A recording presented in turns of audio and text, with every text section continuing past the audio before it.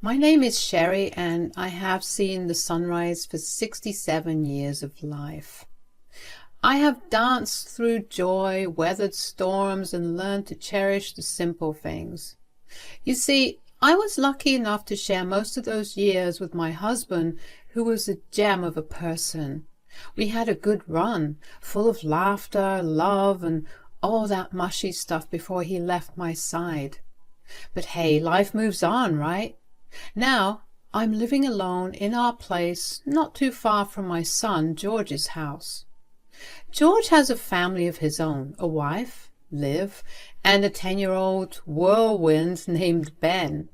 I believe in letting folks spread their wings, so George's got his own space.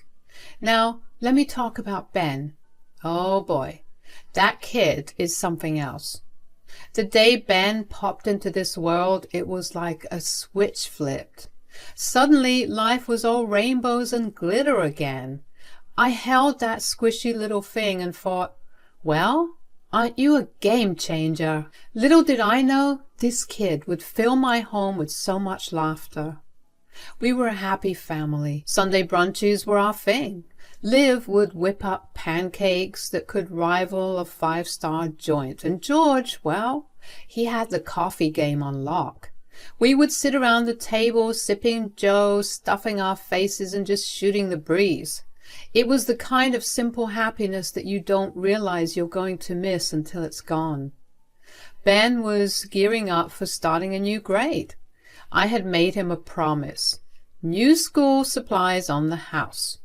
There is something about picking up pens, notebooks, and backpacks that gives me a kick. Being an old lady, my thrills don't come from wild adventures, but from the simple joy of making someone smile. I loved giving Ben presents, not just because I could, but because an old woman's got to have some fun with her money, right?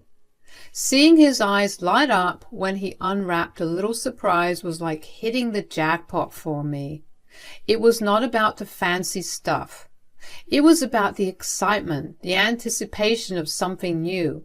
I had promised Ben I would go to the store with him myself, but I wasn't feeling well, so I dropped the money at his house so he could go shopping with his parents. 1 week later, I got a call from Ben. "Hey, Grandma!" "Well, hello there, little munchkin. How's it going?" "I missed you today. I'm sorry we had to cancel our brunch." "Oh, sweetheart, I missed you too. But your dad treated you right. What did you guys end up doing?" "Yeah, he took me to the Cheesecake Factory instead. I wish you were here." "Next Sunday, same time, we will make up for it, okay?" "That sounds awesome, Grandma. School's about to start and I'm kind of nervous." "Nervous? You are going to rock it, Ben. A new grade is a new adventure. You will make new friends, learn cool stuff, and who knows, maybe even find a secret passage to the cafeteria." "Yeah, that would be cool. I wanted to actually ask you something. School starts in a week and I need to get my books and school supplies. My friend got this super cool backpack and I was hoping I could get one too." "Well, I wish I could go there with you myself, but you know I can't." "But your parents will make sure you go to school in style." "Yeah, but what about the $2,000 you promised me? I think you forgot to send me the money." "Oh, sweetheart, I think there has been a misunderstanding. I dropped an envelope at your place just last week. Maybe talk to your mom about it." "I did, Grandma. I don't think she received it." "Oh, no. Well, I will have a talk with your parents about it. We will get it sorted out." "Thanks, Grandma. I had personally dropped that envelope at George's place last week. George and Ben were out on some adventure at the park. I did not stay long, just enough to hand over the goods and exchange a few laughs with Liv. I made sure the money reached Ben. It was a promise I intended to keep. When Ben mentioned not receiving it, I could not help but wonder. Liv had the envelope. Maybe she misplaced it or it slipped her mind. Life gets busy, so I decided to call Liv. "Hey, Liv, you got a second? Hope I'm not interrupting. Not at all, Sherry. What's up? Well, Ben must have mentioned the money I promised him. Yeah, he told me. It's cool, Sherry. We are not on a tight budget or anything. If you can't spare the money, George can manage to get him the stuff he needs. What do you mean? Did you lose the envelope or something? What envelope, Sherry? The one I dropped at your place last week. Sherry, you must be kidding me. You did not drop any envelope at my place. But I did. George and Ben were off having fun at the park, and you were home alone. I barely stayed for 5 minutes, but I made sure you had the money. Sherry, I'm sorry, but I think it's all in your head. Didn't you start on that new medication for your migraines? Maybe the meds are messing with your head. Maybe you should talk to your doctor. I really don't remember any envelope, and I don't want you getting worked up over something that might not have happened. Liv, I distinctly remember giving it to you. Something is not right here. Let us be real here. You are getting older, and sometimes memory slips happen. Maybe you were confusing things. Let it go. Maybe you dropped it somewhere else, or I don't know. I've got things to do. Let us not make this a big deal. I could not shake off the feeling that something was off about the whole envelope saga. I mean, Liv insisting it never happened? It seemed impossible. Why lie about such a simple thing? Then it hit me. Maybe she lost it and did not want everyone to know she goofed up and blame her? People do that, right? The thing is, I'm certain I dropped off that envelope. I don't usually do e-transfers, but this time I sent the money straight to George's account. I had to make sure Ben got what he needed for school. A promise is a promise. But I needed to get to the bottom of this, so while I went to brunch the next Sunday, I brought up the topic again. Grandma, thanks for the cash. I will show you what I got after we finish eating. Ben, remember to chew with your mouth closed. You are a big boy now. Haven't I taught you table manners? George, I've been waiting to talk about this. I'm sure Liv filled you in. Yeah, Mom, I'm concerned. You've been forgetting things. Maybe it's a good idea to talk to your doctor. I could go with you.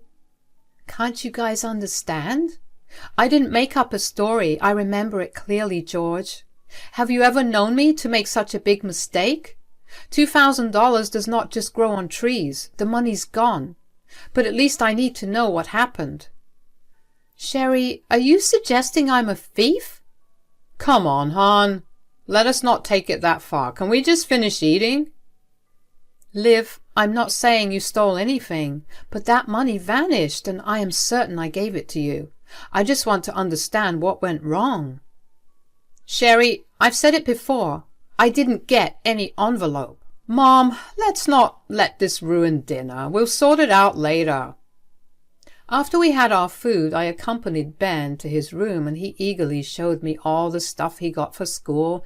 It warmed my heart to see him so excited, and I could not help but feel a sense of joy knowing I could do something special for him. However, as happy as I was, thoughts about Liv lingered in the back of my mind. Why was she deflecting, making it sound like I was blaming her for something? I never accused her of stealing. Hey, Ben, about what we talked about earlier, I just want to make sure you know everything is good between us. It was just a little mix-up. I don't think your mom's up to anything sneaky. No worries, Grandma. I know Mom's not stealing or anything. She usually asks me when she needs money. Thieves don't do that. What do you mean? Your mom asks you for money? Well, sometimes Mom needs some extra cash, so she asks me and I give her the money you give me. Oh, I had no idea. Yeah, it's like our little secret. Just promise you won't spill, okay? I trust you. Absolutely. By the way, what happened with the money I gave you for the PlayStation last month? Did Mom use that too? Is that why you did not buy it? Nah, she didn't touch that, but it was not enough. What do you mean? I checked online and threw in some extra bucks. No disrespect, Grandma, but $200 were not cutting it for the PlayStation. I was scratching my head about this whole money mystery. I sent Ben $600 last month and he was telling me he only got $200? Something did not add up. I had handed the money to Liv just like I always did. But was she pocketing the extra cash? It made no sense. George and Liv were not struggling for money. They were well off. Liv paraded around in those designer clothes and bags you see in fancy stores. Why on earth would she swipe money meant for her own kid? The confusion was too much for me to take in. I did not bring it up right away because I needed to make sure I had my facts straight. So I just went home without saying a word, keeping everything normal on the surface. I decided it was time for a heart-to-heart with Liv. I did not want to blow things out of proportion. Maybe there was a simple explanation. I mean, we all make mistakes, right? There could be a valid reason for what was going on, and I did not want to embarrass her. After all, she was a mother to a young child, and there is no room for unnecessary drama or hatred in family matters. I just wanted to sit down, have an open conversation, and hear the truth. People stumble sometimes and make mistakes. It does not matter if they're 10 or 50. It doesn't necessarily mean they have a bad heart. It was a regular weekday. Ben had started with his new grade and George was at work. So I decided to pay Liv a visit. "Sherry, what are you doing here?" "Just a quick chat, Liv. Will not take much of your time." "All right." So Ben mentioned something that has been on my mind. He claimed he only got $200 for the PlayStation last month, but I distinctly sent $600. I gave you the money. "Oh, Sherry, can't you just drop it? If giving my son money bothers you so much, maybe don't give it to him in the first place." "It's not about that. I can't ignore it when I feel something's off. Look, I have noticed a pattern, Liv. I give you money and Ben ends up with less than what I sent, and this time he got none of it." "You are making up stories, Sherry, and really trying to say that I have been stealing? That's low." "I don't want to accuse you, Liv. I just need to understand. Is everything okay with you? How's George treating you?" "Stop right there. You think you know me inside out, entering my home accusing me of theft? I'm done with this, Sherry." "Liv, just listen. People make mistakes. Maybe there's a reason behind why you are doing this." "Oh, the wise Sherry, always trying to be the bigger person, hoping I will confess to whatever you think I did. Fine, yes, I've been taking the money. I want nice things for myself. It is that simple. It's not about George treating me poorly. I just want more. Your broke son can't afford expensive things for me. All my friends show off their fancy bags and clothes. On my birthday, all I got was roses, a card, and some stupid cheap heels." "Liv, you're talking like a kid. Why compare yourself to your friends?" "I don't care if I sound childish. I did the whole relationship, marriage, and baby thing with George. It is not for me. I don't even think I love George in the first place. I don't care about him or what he thinks. I'm just with him because I have nowhere else to go. My parents hate me, and George is giving me a free house, food, and occasional gifts. And the best part is I don't have to work a single day. I'm going to use every last penny that he has till my last breath." "I can't believe it. How can you be so selfish? My son has done everything he can for you. He looked after you, never pushed you to work, took you on trips, secured this lovely house, and emotionally supported you throughout. I know the kind of person I raised. Maybe that's not enough. Stop meddling, Sherry. George is in love with me. He will believe anything I say. I can take as much money as I want. No one will believe an old hag like you. Maybe I'll suggest putting you in a retirement home. Honestly, I wish you were dead because you have always gotten on my nerves. Now get the hell out of my house." I could not believe how wrong I was about Liv.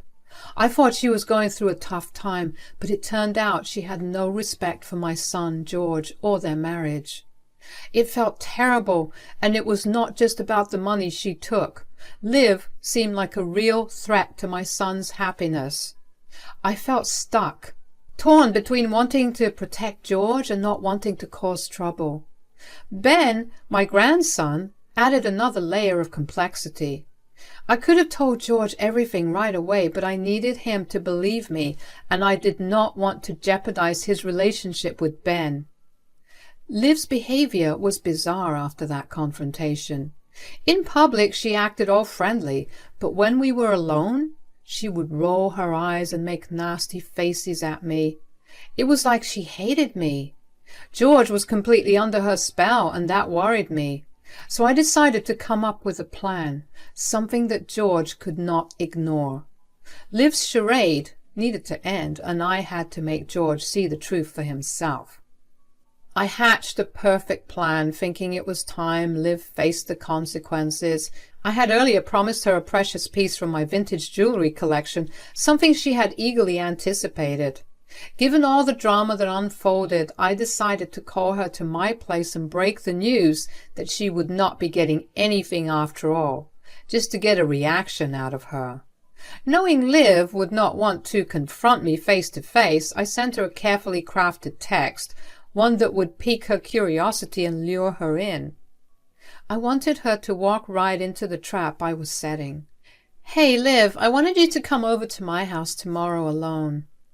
"Sorry, I'm not interested." "It's about the necklace." "Oh, what about it?" "My place is at 7 p.m. tomorrow." "See you tomorrow."